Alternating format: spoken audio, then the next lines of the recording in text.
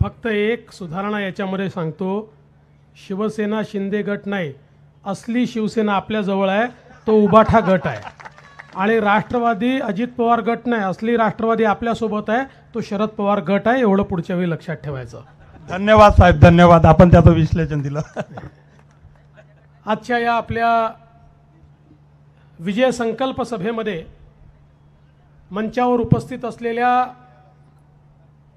आपल्या रणरागिणी आणि महिलांमध्ये संपूर्ण महाराष्ट्रात ज्यांनी चेतना उभी केली त्या चित्राताई वाघ, जिल्हाध्यक्ष हरीश भाऊ शर्मा, आपल्या सर्वांचे लाडके नेते आणि विधानसभेचे प्रमुख रमेशजी राजूरकर, डॉक्टर मंगेशजी गुलवाडे, वंदनाताई शेंडे, एहतेशाम अली, भगवानराव गायकवाड, नामदेवराव डाहुले, प्रवीणजी सातपुते, नितीनजी मते, दीपक सिंग, विलासजी नेरकर, गौतमजी तोटे, हरीशजी दुर्योधन, वासुदेवजी सातारकर, करणजी देवतळे, अंकुजी आगलावे, प्रशांतजी डाकरे, चंदू पाटील गुंडावार, वनिताताई कानडे, विद्याताई देवाडकर, तुळशीदासजी श्रीरामे, किशोरजी टोंगे, विजयभाऊ राऊत, प्रकाशजी देवतळे, अलकाताई आत्राम, सुनीलजी नामोजवार, मंचावरील सर्व मान्यवर आणि उपस्थित सर्व भगिनी आणि बंधूंनो, सर्वप्रथम हिंदवी स्वराज्याचे संस्थापक छत्रपती शिवरायांना मानाचा मुजरा करतो.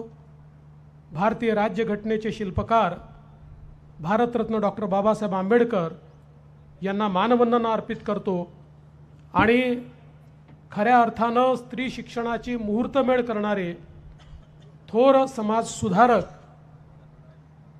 असलेले क्रांतीसूर्य महात्मा ज्योतिबा फुले यांच्या जयंतीच्या निमित्ताने त्यांना नमन करतो. आणि आज आमच्या संपूर्ण मुस्लिम बांधवांना ईदच्या शुभेच्छा देतो. आज आपण सर्व लोक या ठिकाणी आपले नेते आणि उमेदवार सुधीरभाऊ मुनगंटीवार यांना प्रचंड मताने निवडून देण्याचा निर्धार करण्याकरता आलो आहोत. खरं म्हणजे महाराष्ट्रामध्ये मोदीजींनी पहिली विजय संकल्प सभा जर कोणाकरता घेतली असेल तर ती सुधीरभाऊंकरता चंद्रपूरमध्ये घेतली आणि गुढीपाडव्याच्या आदल्या दिवशी घेतली. म्हणजे चांद्यावरनं मोदीजींनी विजयाची गुढी उभारली. आता चांदा ते बांदा ही विजयाची गुढी उभारलीच जाणार आहे, ती कोणी खाली आणू शकणार नाहीये. ही निवडणूक ही साधी निवडणूक नाहीये. आपण बघा, 10 वर्ष एखादं सरकार असलं, एखादे प्रधानमंत्री असले, मुख्यमंत्री असले की अनेक वेळा त्यांच्या विरुद्ध एक अँटी इन्कम्बन्सी दिसते, एक विरोधाची भावना दिसते. भारताच्या इतिहासामध्ये पहिल्यांदा असं घडतंय की 10 वर्षानंतर एक प्रधानमंत्री निवडणुकीला सामोरे जात आहेत आणि जनता म्हणते आधीपेक्षा जास्त जागा देऊन आणि जास्त मतं देऊन आम्ही तुम्हाला निवडून आणू. हा चमत्कार मोदीजींनी केलाय. अब की बार फिर एक बार हे प्रत्येक ठिकाणी म्हटलं जात आहे. केवळ भद्रावतीला नाही तर मी केरळला गेलो होतो. केरळमध्ये त्यांना तसं हिंदी फारसं बोलता येत नाही, पण तिथे ते ह्याच नारा द्यायचे, अब की बार 400 पार. त्यातले काही लोक अब की बार 400 बार म्हणायचे, पण त्यांना मनातनं अब की बार 400 पार म्हणायचं होतं. त्यामुळे पूर्ण देशामध्ये मोदीजींच्या माध्यमातनं आज हाच नारा चाललाय. या ऐतिहासिक आणि पुरातन महत्त्व असलेल्या नगरीमध्ये मी तुम्हाला हेच सांगण्याकरता आलो आहे की मोदीजींनी 10 वर्षामध्ये देश बदलला आहे. 10 वर्षापूर्वी 2013 साली या देशाचं चित्र काय होतं, त्यावेळी इंटरनॅशनल मॉनेटरी फंडने एक अहवाल जाहीर केला आणि त्यात सांगितलं भारताचं कर्ज इतकं वाढलंय की भारताची अर्थव्यवस्था कोलमडते आहे आणि लवकरच दिवाळखोर देशाच्या रांगेत भारत जाऊन बसेल. 5 देशाची घोषणा झाली. हे 5 देश दिवाळखोर होणार आहेत आणि त्या 5 देशामध्ये भारताचं नाव होतं. आणि 10 वर्षानंतर त्याच IMFने नवीन अहवाल दिला आणि त्यांनी सांगितलं जगामध्ये सगळ्यात वेगाने विकसित होणारी अर्थव्यवस्था ही भारताची आहे आणि जगातली सर्वात चांगली अर्थव्यवस्था वाटचाल करणारा भारत देश आहे. हे मोदीजींनी 10 वर्षात करून दाखवलं. आणि जी अर्थव्यवस्था जगात 11व्या क्रमांकावर होती ती अर्थव्यवस्था जगात 5व्या क्रमांकावर आणली.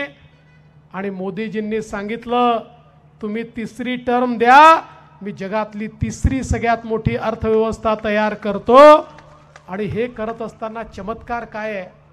चमत्कार हा आहे की जगातले अर्थशास्त्री विचार करतात की मोदीजींनी मुठभर लोकांचं कल्याण करून अर्थव्यवस्था मोठी केली नाही, या देशामध्ये गरीब कल्याणाचा अजेंडा चालवून अर्थव्यवस्था मोठी करून दाखवली. हे कसं घडलं लोकांना समजतच नाही. मोदीजींनी केवळ 10 वर्षामध्ये 25 कोटी लोकांना गरिबी रेषेच्या वर काढलं. 25 कोटी. आज अनेक देशांची लोकसंख्या देखील एवढी नाही जेवढ्या लोकांना 10 वर्षात गरिबी रेषेच्या बाहेर मोदीजींनी काढलं. आणि या देशामध्ये अति तीव्र अशा प्रकारची जी गरिबी होती 40% जवळपास होती, 10 वर्षामध्ये ती 3% खाली आणण्याचं काम हे मोदीजींनी केलं. खरा गरीब कल्याणाचा अजेंडा मोदीजींनी चालवला. आणि हे करत असताना 20 कोटी लोक असे आहेत की जे झोपडीमध्ये राहायचे, कच्च्या घरामध्ये राहायचे.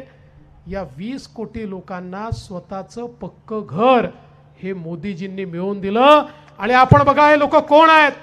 हे 20 कोटी लोक शेड्यूल कास्ट आहेत, आदिवासी आहेत, OBC आहेत, भटके आहेत, विमुक्त आहेत, अल्पसंख्याक आहे. समाजातल्या सर्व प्रकारच्या गरिबांना आणि वंचितांना न्याय देणारा नेता जर कोणी असेल तर ते मोदीजी आहेत. आज आपण पाहू शकतो 10 कोटी घरांमध्ये गॅस गेला, 11 कोटी घरांना त्या ठिकाणी शौचालय मिळालं. 50 कोटी लोक देशामध्ये असे होते स्वातंत्र्याच्या 70 वर्षानंतर त्यांच्या घरच्या बाईला हंडा घेऊन तलावावर, नदीवर, विहिरीवर जावं लागायचं. घरामध्ये पाणी येत नव्हतं. केवळ मागच्या 5 वर्षामध्ये 50 कोटी लोकांना शुद्ध पिण्याचं पाणी नळाच्या द्वारे त्यांच्या घरापर्यंत पोहोचवण्याचं काम हे मोदीजींनी केलं. आज 55 कोटी लोकांना 5 लाखापर्यंतचा सगळ्या प्रकारचा इलाज मोफत देण्याचा निर्णय घेऊन त्या ठिकाणी आयुष्यमान भारत योजना सुरू झाली. लाखो लोक आज असे आहेत की ज्यांना खर्चाअभावी ऑपरेशन करता आलं नसतं, इलाज करता आला नसता, आयुष्यमान भारतने त्यांचा इलाज केला. आज आपण पाहू शकतो मोदीजींनी सिनियर सिटीजन करता, वयस्कर लोकांकरता वयोश्री सारखी योजना आणली. आणि त्यांच्याकरता कानातल्या यंत्रापासनं, कवळीपासनं, काडीपासनं तर कमोडपर्यंत प्रत्येक गोष्ट या गरीब आणि वयस्कर लोकांपर्यंत पोहोचवण्याचं काम मोदीजींनी केलं. आणि हे सगळं करत असताना आमच्या देशातले लोक आपल्या पायावर उभे राहिले पाहिजे. 50 कोटीपेक्षा जास्त लोकांना मोदीजींनी मुद्राचं लोन दिलं. पूर्वी सामान्य माणूस बँकेत गेला तर तो विचारायचा, मॅनेजर तुझ्याजवळ कोणी तारण आहे का? कोणी सरकारी माणूस तुझी जमानत घेईल का? तर तुला कर्ज मिळेल. 50 कोटी लोकांना कर्ज दिलं. कोणाचं तारण नाही, कोणाची गॅरंटी नाही. मोदीच्या गॅरंटीवर 50 कोटी लोकांना त्या ठिकाणी हे कर्ज मिळालं. आणि मला सांगताना माता भगिनींनो आनंद वाटतो, या 50 कोटीमध्ये 31 कोटी महिला आहेत. 31 कोटी. कारण मोदीजी म्हणतात एक पुरुष पायावर उभा राहिला तर तो पुरुष पायावर उभा राहतो, एक महिला पायावर उभी राहिली तर संपूर्ण परिवार पायावर उभा राहतो. आणि म्हणून मोदीजींनी महिलांना अधिकारिता दिली. राजूरकर साहेब, आता आपल्या मंचावर फार कमी महिला दिसतायत, पण पुढच्या 5 वर्षात हे चालणार नाही आहे.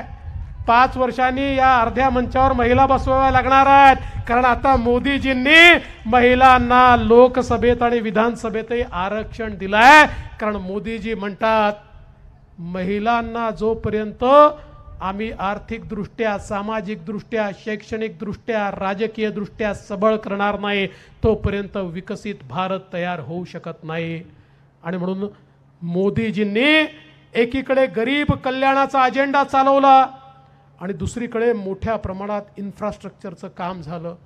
आज आपण पाहू शकतो, मोदीजींच्या नेतृत्वात, आपल्या नितीनजी गडकरींच्या नेतृत्वात इतक्या मोठ्या प्रमाणात या ठिकाणी रस्त्यांची कामं, पुलांची कामं, उडान पुलांची कामं, रेल्वे ओव्हरब्रिजची कामं, रेल्वेची कामं, पोर्टची कामं, एअरपोर्टची कामं, आज राष्ट्रीय महामार्गांचं जाळं इतक्या मोठ्या प्रमाणात या ठिकाणी तयार झालं.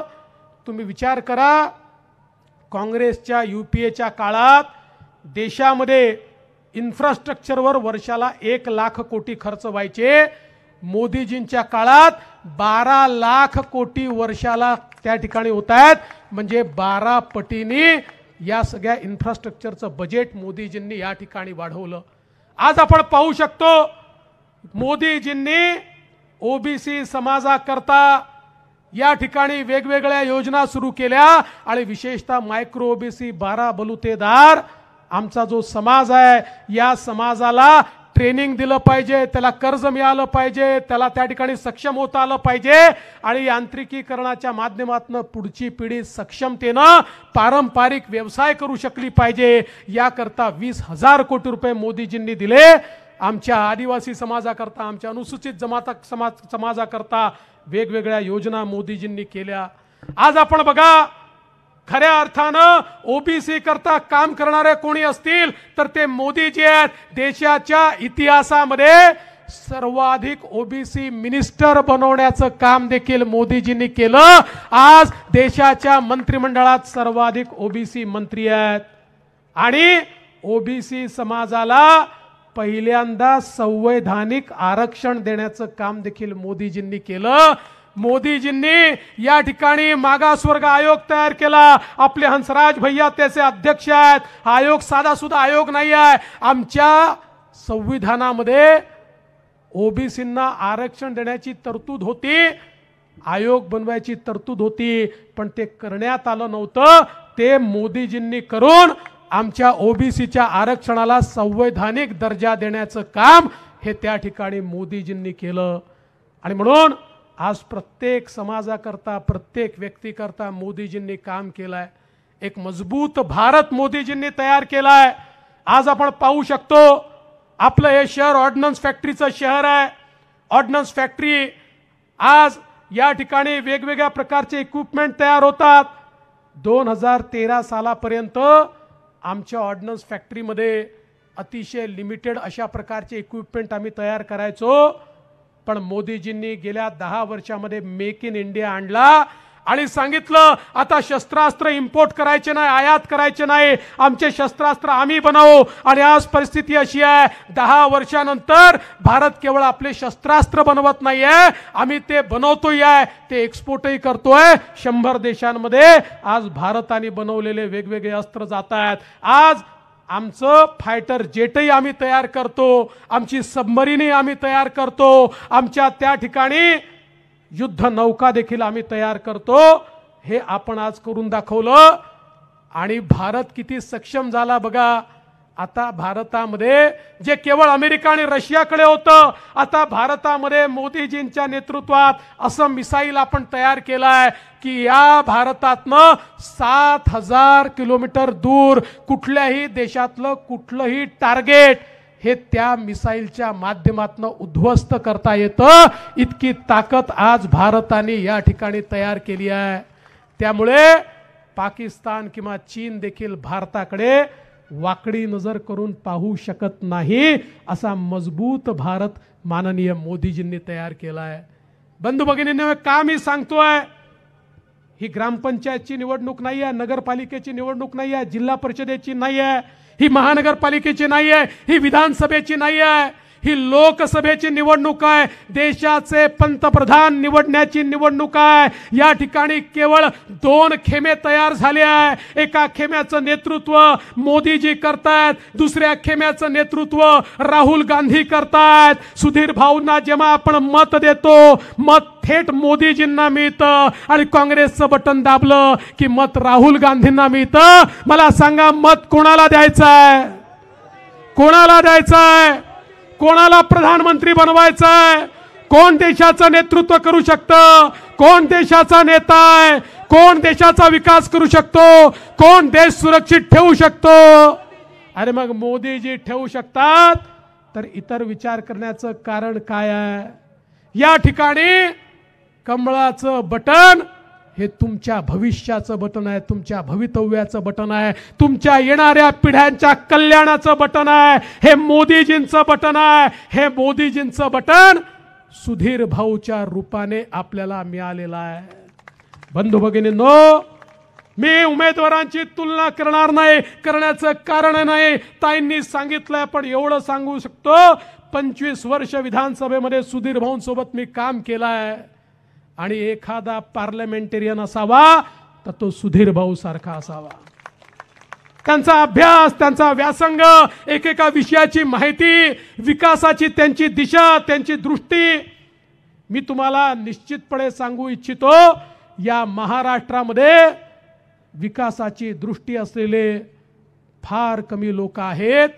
त्या फार कमी लोकांमध्ये सुधीर भाऊंचा नंबर या ठिकाणी लागतो। अशा प्रकारचा उमेदवार आपल्याला मिळाला आहे।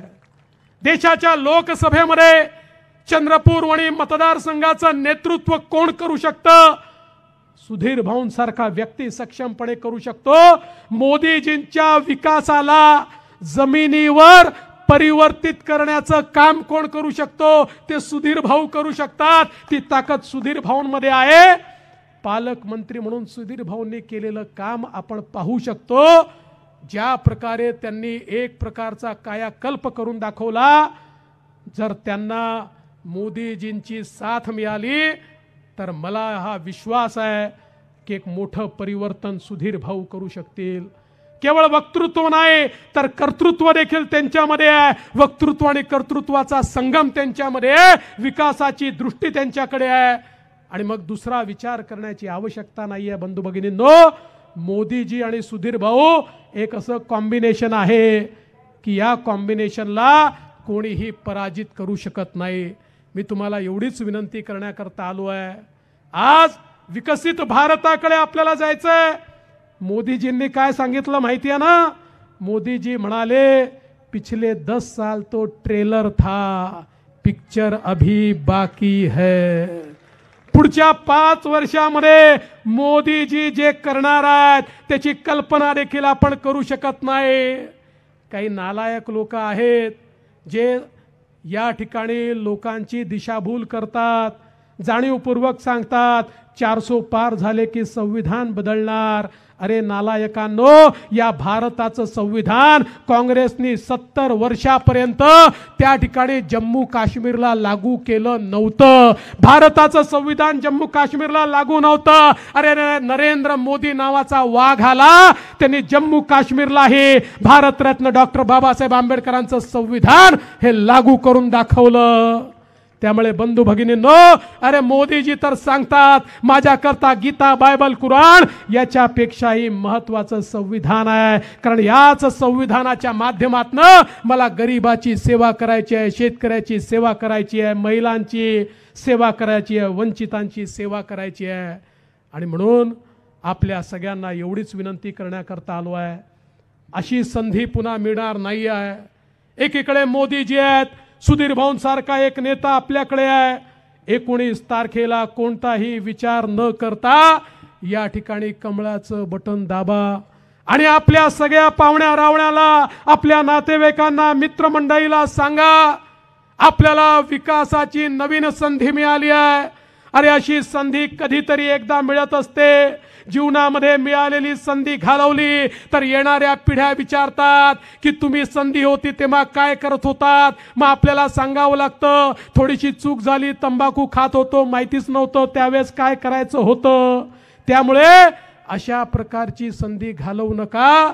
या ठिकाणी सुधीर भाऊ आणि मोदीजी या जोडीला संसदेमध्ये पाठवण्याकरता 19 तारखेला कमळाचं बटन दाबून एक प्रचंड आणि भव्य असा विजय या ठिकाणी तुम्ही द्या, एवढीच विनंती करतो. आणि जाता जाता सांगतो, काँग्रेसच्या काळामध्ये या ठिकाणी निप्पॉनचा प्रकल्प येणार होता, तो कधी आलाच नाही. नुसती जागा गेली. पण मला सांगताना आनंद वाटतो, आता या ठिकाणी आम्ही कोल गॅसिफिकेशनचा 20,000 कोटीचा प्रकल्प मंजूर केलेला आहे. लवकरच या प्रकल्पाचं काम सुरू होईल. याच्या सगळ्या परवानग्या चाललेल्या आहेत. हजारो हातांना काम देणारं अशा प्रकारचं 20,000 कोटीची गुंतवणूक ही या ठिकाणी होणार आहे. हे शक्य आहे कारण मोदीजी आहेत. मोदी है तो मुमकिन है. आणि म्हणून तुमचा आशीर्वाद द्या, एवढीच विनंती करतो आणि माझं बोलणं संपवतो. धन्यवाद. जय हिंद, जय महाराष्ट्र. एबीपी माझा, उघडा डोळे बघा नीट.